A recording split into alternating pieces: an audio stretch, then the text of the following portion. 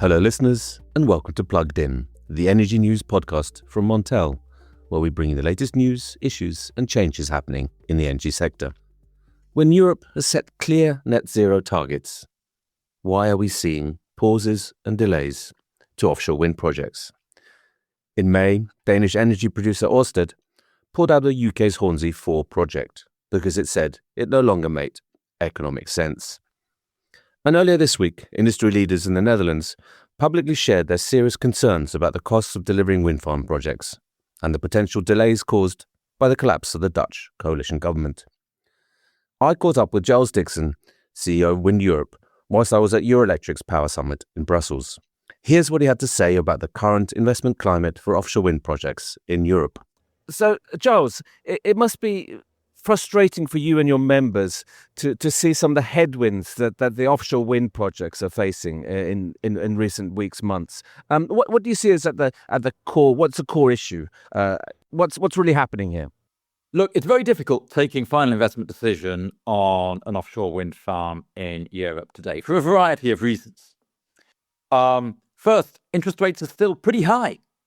They are higher than they were over that very long period of low interest rates that we had between 2009 and 2022. Sure, they are coming down from the peak they reached in September 23, but they're still higher than the levels that we all got used to, for many, many years. Okay, second reason, there has been inflation in the input costs of offshore wind.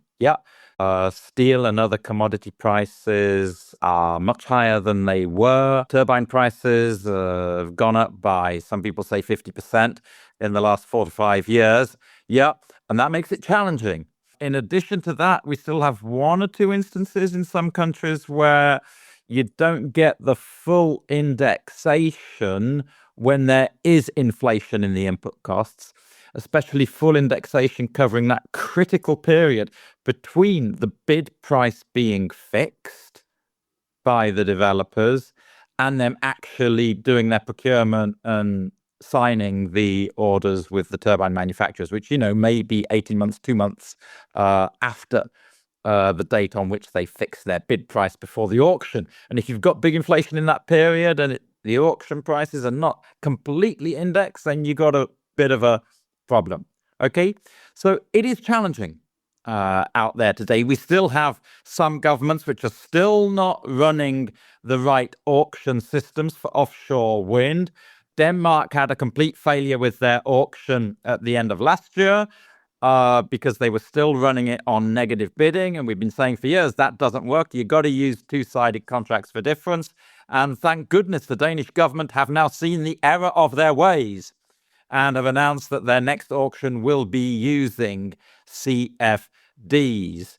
It's rather like the UK government, previous UK government, learned from their mistake with their last but one auction when nobody bid because they hadn't fully indexed the price ceiling.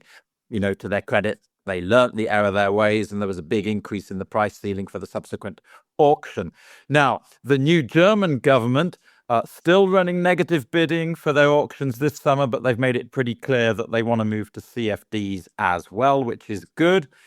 And in the Netherlands, we are hoping that from 2027, they will move away from negative bidding and introduce CFD auctions as well. And at that point, every government in Europe will be running CFD auctions for offshore wind, which will help a lot.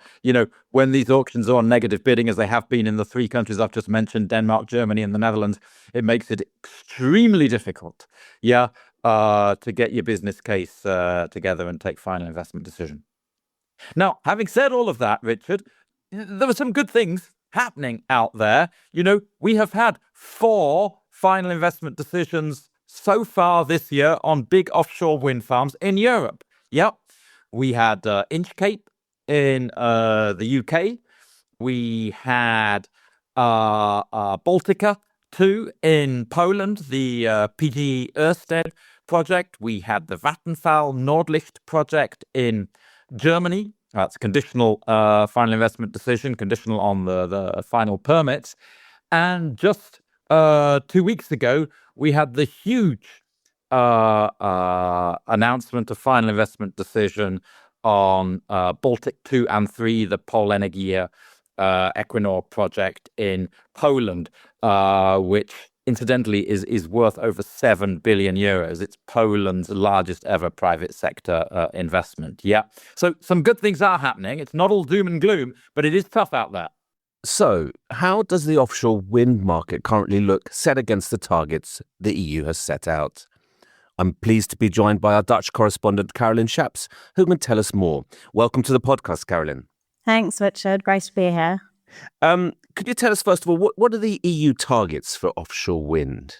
Yeah, that's an interesting one because they were revised just in December and actually revised upwards because, the Commission realised, we can get a lot more out of our sea energy than what we thought. So back in December, the new targets that were set were sort of put into ranges. So for 2030, the target is between 86 and 89 gigawatts. And then for 2040, that is rising to 259 to 261 gigawatts.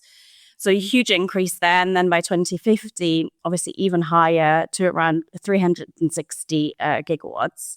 And those were, revised upwards quite significantly at the time. So the expectations are high. Whether those are going to be reached is a different question. But those are the ranges set by the Commission at the moment. That's very helpful, Karolin. I'm sure we'll touch on the feasibility of those targets in the podcast. We've seen the collapse of the government in the Netherlands.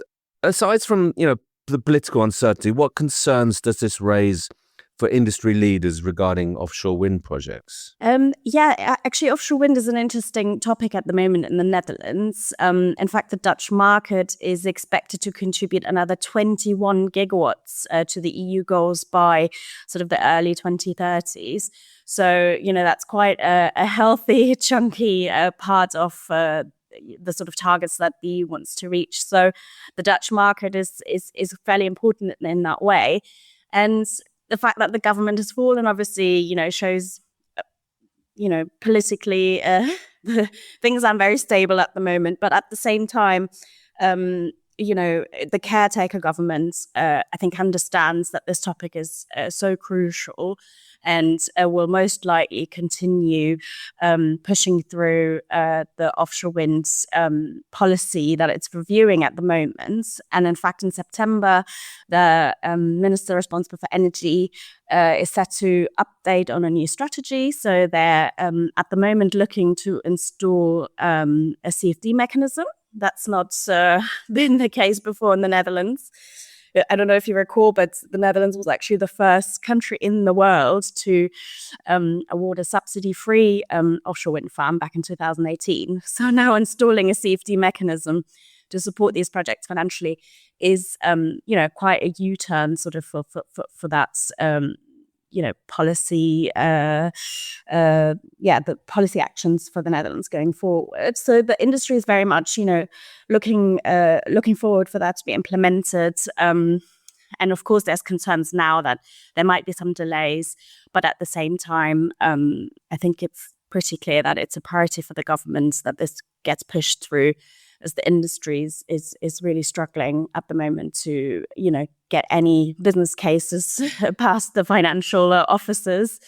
In fact, the auction that's upcoming in the Netherlands in September has been scaled back. Initially, it was going to be 3 gigawatts for 3 sites, but the government's decided, let's just focus on one site for now, because we've realized nobody really has any money to spend on these at the moment. So I mean, what's clear is then that the industry are keeping a very keen eye on policymakers and the decisions made by the government and by the parliament. That's probably the most certain aspect of this, Karolin. Yeah, absolutely. I think everybody involved in the offshore wind industry will be looking very closely at what's going on there, and I think also keenly waiting for the energy ministry to say something about how things are going to go forward. Because if you are looking to bid in the next auction, which will open in September, you have to prepare these bids. It takes at least 6 months and a team of,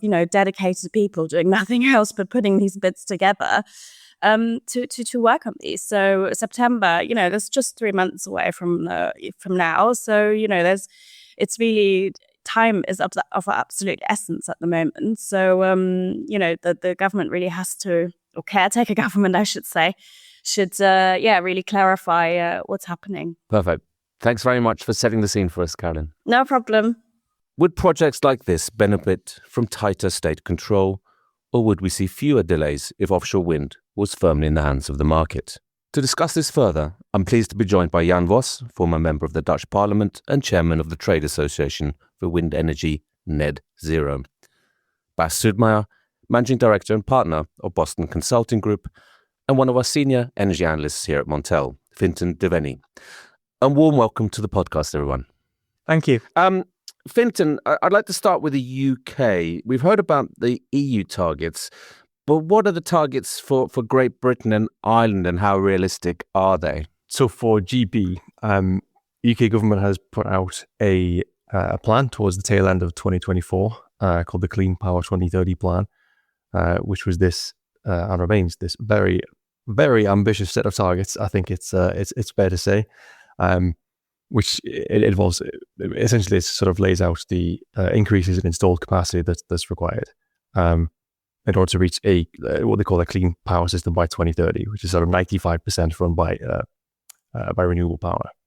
So, yeah, these kind of targets were really fairly immense. For offshore wind, we're talking about a kind of 3 to 4 times increase in the amount of installed capacity that we've got, and the kind of it sets up this kind of context in which a lot of people are kind of trying to reach for these sorts of targets, but also maybe in many cases struggling to meet them because of other sort of uncertainties in the market. So we've got this kind of push-pull dynamic as everybody tries to race towards this super ambitious 2030 target. That's the kind of context of the British market right now. Right, and we've also seen Orsted pulling out of Hornsea 4, where was quite a blow to that development here. What does this tell us about the current climate in the UK regarding offshore wind projects? It tells us that it's quite hard to make offshore wind right now. Ultimately, I think the thing is that the government are asking, with this clean power plan, they're asking for really, really big investment. And they're also saying at the same time that because the scale of the sweeping changes is so big that they ultimately want all these big discussions around sort of fundamentally changing the rules of the power market.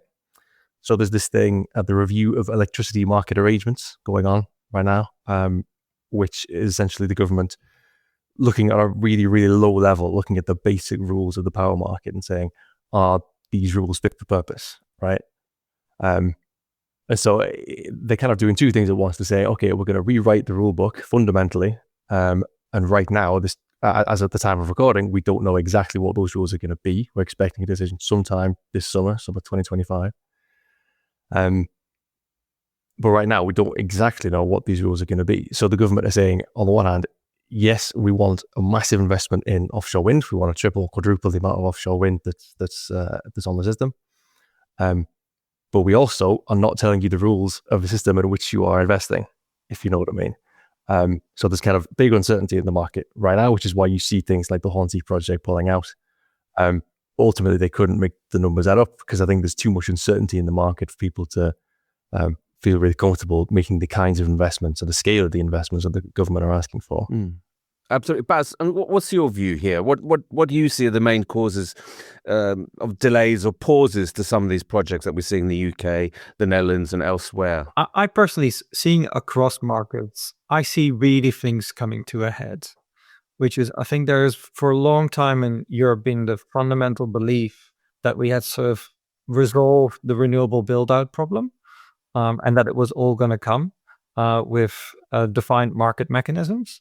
And I think what we're now seeing is prolonged period of negative prices, significant volatility, a re-emphasis on stability, and that sort of we'll have to create a rethink, I think, And I think it's actually quite important to realize that the original power system, as we know it today, was primarily built in the 50s, 60s, 70s across many European markets.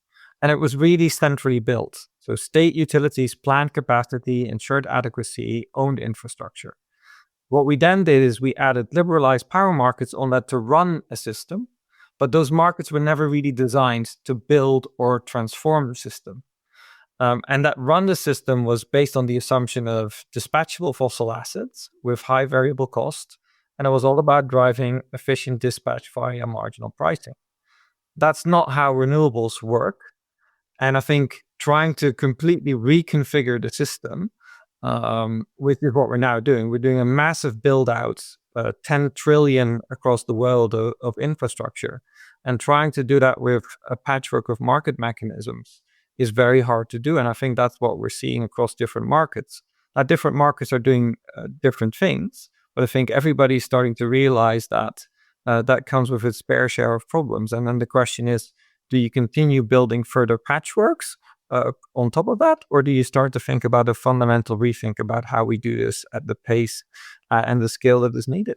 So you, if I understand you correctly, Baz, you're saying, in a way, what Fintan raised here, that the design of the market is not fit for purpose anymore. I think the REMA process in the UK, as it's called, right, the renewable electricity market, still assumes that markets are the right solution.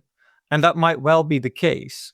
But I think the starting point was, we can resolve this with markets. Maybe the question could have been, are markets suitable, and where are they suitable within the value chain to help scale out renewables? Or do we need different remuneration mechanisms? We're moving to a fixed cost system. The way that we remunerate network build-outs is done on fixed remuneration. There's very little variability in that. And when you think about renewables being also 80-90% fixed and networks being 100% fixed, one could ask itself the question, why would we remunerate that in a different way, given that the risks that investors are running are actually fairly similar? I mean, that's a very interesting viewpoint, and probably one that is probably not welcome everywhere, or would be a touch controversial there, maybe, Baz. But Jan, what's your view here? Does the design of the market need a radical rethink? Well, what we're seeing, I think, is if I look at the Netherlands, because that's the market that I know best. 10 years ago, 10, 15 years ago, there was 6-7% of renewable electricity in the electricity system. If you talk about electricity, nowadays it's over 50 and often 80-90%. So very successfully and very rapidly, we succeeded in really transforming the sources of electricity generation, and we did it mainly by wind and solar up until today. And in 2032, we'll reach 21 gigawatt installed power. Then it will be wind only will be responsible for 75% of all electricity coming out of your socket or powering your industry in the Netherlands over the grid. So this, I think, and I think it's important to realize this, it's a major success. Now, I do agree with Bas that we seem to be heading into murky waters now. And why? Well, basically because prices are negative. There's no demand. And so if there's too little demand, and this is especially for industry, this is the major issue now. Industry mostly still burns, anything that's fossil, and if they can transform into electrically operated plants. There's a really nice Agora report from Germany, from a scientific institute there, and they say, well, about 90% of all industrial processes should be electrified. And why is this? Well, basically because if you keep on burning stuff, it will, in the end, it will be more expensive than when you fortify your grids. And the thing that we need to solve, and Bas is, I think, very right about this, is how do we make markets and governments interact? And at the moment, this seems to be quite hard. And most networks in Europe are public, as opposed to the US. And what you see in the US and in Australia, where there's a much more market-based network system, is that there's way more IT and more flexibility in the grid, and the market plays a way better role. Now, there's also disadvantages to this system, so I'm not making any political statements here, But I do see that grid operators in Europe are mostly way behind. That being said, 2-3 years ago in Orsted, when all the government leaders came together and Ursula von der Leyen, after Russia attacked Ukraine, there was a really ambitious build-up being planned. And so far, we're quite on schedule. We're running a little bit behind, but we're still on schedule. So I think it's not easy, this whole transition, and we'll have to figure this out together, government and markets. Absolutely. So there's certainly the headlines, Orsted pulling out, reduction in the amount auctioned in the Netherlands. So what are your views of the reasons for is it about uncertainty about the market design, or is there other macroeconomic factors that play in here as well, Jan? No, first of all, demand.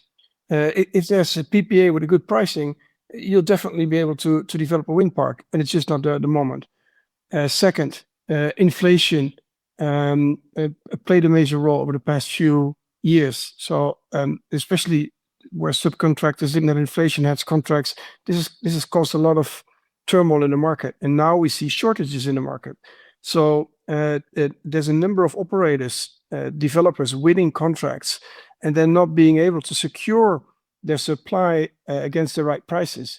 This is mainly a way of designing your auction system in a better way, more predictable.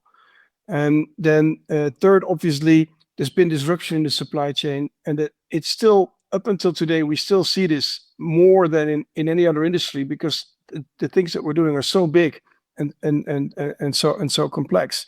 So then there's also governments doing things that are pretty silly sometimes. In Denmark, they had a really good CFD system. They took it out of the tender regulations, and then voila, the tender failed. In the UK, you had a strike price that was devised by the Ministry of Finance that was really too low, and then you had to compensate. In the Netherlands, we've been telling the government for 2-3 years now that they really need to step in with a CFD or some other measures, because otherwise things will not work out, and the government is just realizing too late, and now they had to postpone some of the tenders that we planned for September. So it's really also about politics, and it doesn't help that the political situation is so volatile in so many countries at the moment. I mean, Fintan, if I can turn to you and to the situation in the UK, is the UK government doing, as Jan would say, doing silly things, or are you confident that it's going to find sensible solutions to the issue of building out offshore wind? That's a good question. Is the UK government going to do silly things? Is a loaded question, Richard. Sorry if I was over. No, I dropped that bomb straight at you there, Fintan. Yeah, I don't know what decisions the government are going to make. I think the difficulty is that there's something of a civil war going on over this remit discussion, right? And I think the main part of it is around this zonal pricing, right? Where there's word on the street that the GB market may be moving to a zonal market, and if it is moving to a zonal market, what do the makeup of the zones look like? How many zones are they? Where are they? Where are the boundaries? Are they aligned with the transmission zones? Are they not? And so there's a lot of people on kind of both sides of this argument of yes, we should have zonal pricing, no, we should not have zonal pricing. I think the government are in a tricky situation in that whichever side they land on, there's always going to be a lot of people who are not very happy with it. So there will always be someone who think, yep, that is a very silly decision that the government has made. I think ultimately time will tell, and the results will speak for themselves. We should be seeing. So this summer 25, is the CFD allocation round 7, which is the just as an explainer, this is the UK's kind of flagship renewable subsidy scheme. So new renewables coming on are going to be competing for CFD contracts in this allocation round 7. I think the results of this round, what comes out of this this allocation round, that's going to kind of be indicative of whether the decisions that the government have made have had any results or not, because a couple of years ago in allocation round 5, there was 0 offshore wind they secured CFD contracts, which was not a great thing for the renewables targets. So if it is the allocation round 7, there's loads of offshore wind, then I think the government could pat themselves on the back a little bit. But yeah, the proof will be in the pudding, I think. Baz, you highlighted, quite clearly the difficulty of having offshore wind in the current market situation, or the design of the current market, wholesale market as we know it. What do you see as the solution here? And also I think, Jan makes a very good point that, let's not forget, we have rolled out huge amounts of offshore wind already. So there is a success story here as well. But in order to meet the 2030 and 2040 targets, what in your view needs to happen? If the last question was a big question, this is definitely also in the category of big questions. I'm throwing them out there. Jan, I'm building up for you next as well. Look, I don't think there's a one size fits all for the world. I think you definitely see different countries making different choices. I do think there needs to be consistency in the choices that you make.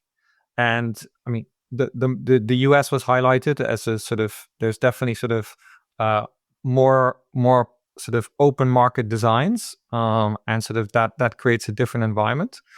People can also point, for example, towards China, right? And I think a lot of people are looking currently at China, and I was taking note of, I think the Financial Times called it the first electro state instead of first petro state.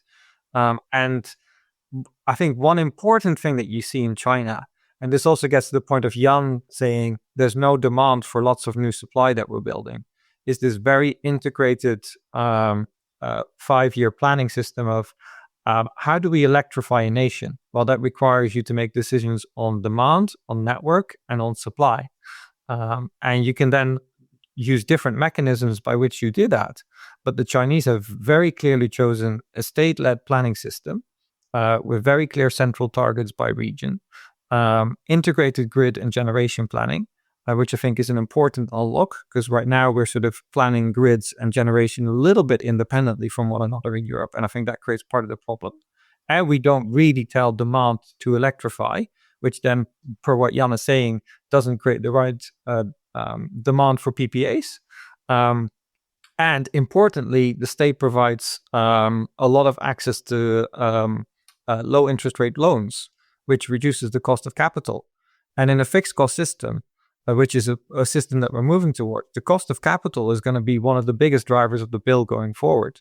So I think the state plays an important role in reducing the cost of capital by creating consistency in the system that it is designing for the next 10, 15, 20 years. And I think that's what sort of, whether you go for a state-owned system or a private system, you need to provide stability to investors. Otherwise, you don't drive down the cost of capital. And if you drive up the cost of capital, you will drive up the cost of bills for years to come. I mean, the growth is absolutely phenomenal in China, both renewables for solar, for renewables generally, and grids. But they're very difficult political systems, I think, and it's maybe hard to push at the same pace in Europe what's being done in China. What's your view, Jan? I mean, I think, is the political climate in the Netherlands going to cause further delays to offshore wind projects? Or the government plans to launch the CFD support scheme? The government is planning to launch the CFD support scheme. They announced an action plan for September. So I do trust that they'll work on this. And it will obviously also help our industry to continue rolling out the planned 21 gigawatt for 2032. However, in the end, any subsidy scheme will not work if you really need to subsidize the industry for a long time against a high price, because then there will be political opposition against this then existing system, and it will disappear again. So the market needs to be redevised. And the main issue for many European countries, and also for the Netherlands, because we don't forget, we used to be very rich in gas, natural gas.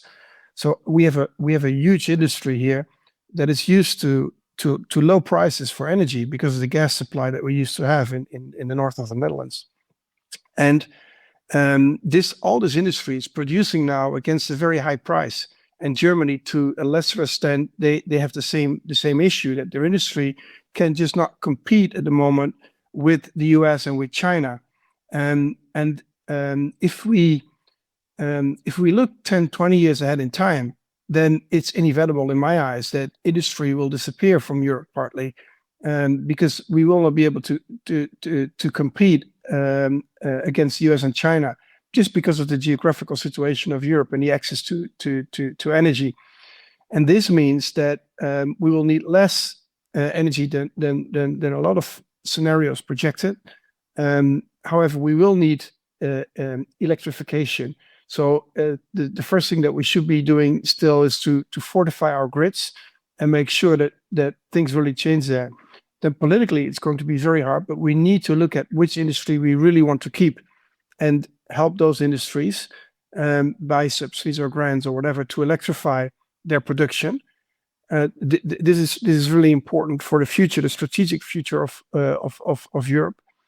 And then thirdly, we'll have to really also look at how do I say this in English, to really do things in an orderly way. Because what you see now is that there's panic in the market when the government changes plan halfway through, and governments need to be predictable. And if you ask me about the political situation in the Netherlands, I was in government 10 years ago. Things were very stable. We had a 5-year cabinet, and basically the entire build out of renewable energy, both on offshore and onshore, is the result of decisions being taken back then by the government in place. At the moment, our government was there for 9 months, and they really did nothing at all. They were fighting. So it's really important to have stable government in my view, and to have more or less sensible people there who listen also to the people around them, which seems to be hard sometimes these days for politicians, whether in the US or in Europe. Absolutely, that's very clear. I mean, but isn't there also an argument for saying that the more renewables you bring into system, the cheaper the energy will become, and certainly more secure? You're not relying on other suppliers, foreign suppliers. I think the main argument nowadays is geopolitically. We don't want to be dependent on Russia and the US, and especially Russia. The EU Commission stated that we could have bought 2,400 F-35 fighter planes because of all the money that we sent to Putin by using natural gas from Russia. Today, we're still transferring tens of millions of euros every day to Russia. We don't want to do it anymore because Russia buys arms and they invade Ukraine, and then we have to increase our defense budgets by 5% because we need to defend ourselves against Ukraine. This is a silly loop. So our Secretary General of the NATO, Mark Rutte, he said that we should invest in infrastructure in Europe. And he meant all kinds of infrastructure, but definitely the energy infrastructure is one of them. And I think most European political leaders are really very much aware of this. However, it is hard for them to put this into practice, to put their money where their mouth is, because of the industry and the industry lobby, and also the geopolitical interests that politicians have with regard to that industry in their own countries. Absolutely. Fintan, I mean, do you think then that the UK can still reach its targets?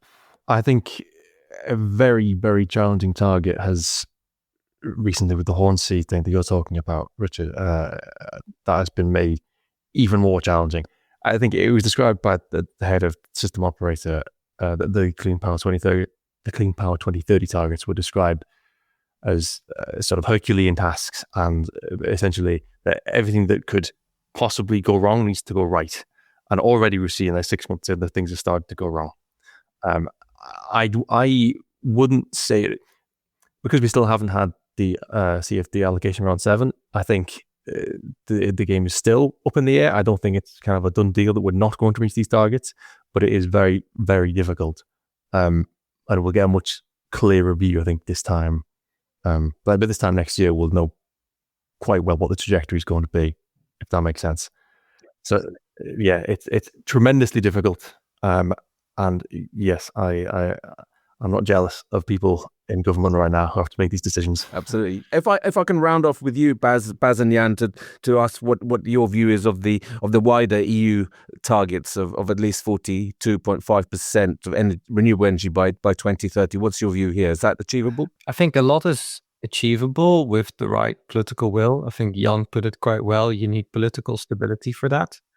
The one thing we've seen in our own research in BCG is that periods where energy security came top of mind were actually periods in which we've seen the fastest rate of decarbonization, whether it was the dash for gas in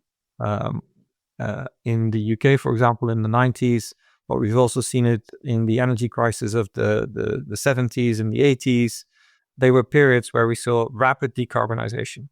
So I actually think that sort of energy security might actually be the thing that gets Europe moving faster than just pure decarbonization targets. Where we'll end up, I wouldn't want to sort of use a crystal ball for that. But it's not impossible if you really put energy security to the forefront. And Europe is energy poor. Well, Europe is not fully energy poor, but it's definitely not sort of energy rich. But if you want to deploy and use the natural resources that you do have, whether it's solar in the south, wind in the north, and use the gas that we have, then we better move at pace, and then nothing is impossible. Jan, what's your view here? Well, so to answer your question, to meet the EU's 42.5% renewable energy target, we would need to reach 425 gigawatt by 2030. And when Europe predicts that we're at 450 at the moment, so this would mean that we would definitely reach the target or even beat it, which wouldn't surprise me, because it still is on top of mind of many European leaders, and as Bas said it correctly, mostly because of geopolitical issues at the moment. So I think that's a nice way to end today on an optimistic note that we will reach those targets. Jan, Fintan and Bas, thank you very much for being guests on the Plugged In podcast from Montel News. Real pleasure, Richard. It's been an excellent and insightful discussion. I hope you agree, listeners. And thank you for tuning in to this episode. Our podcast episodes are released every Friday. For the latest news from Montel, please visit montelnews.com, and you can follow us on LinkedIn, Blue Sky, and other social media channels. See you next time.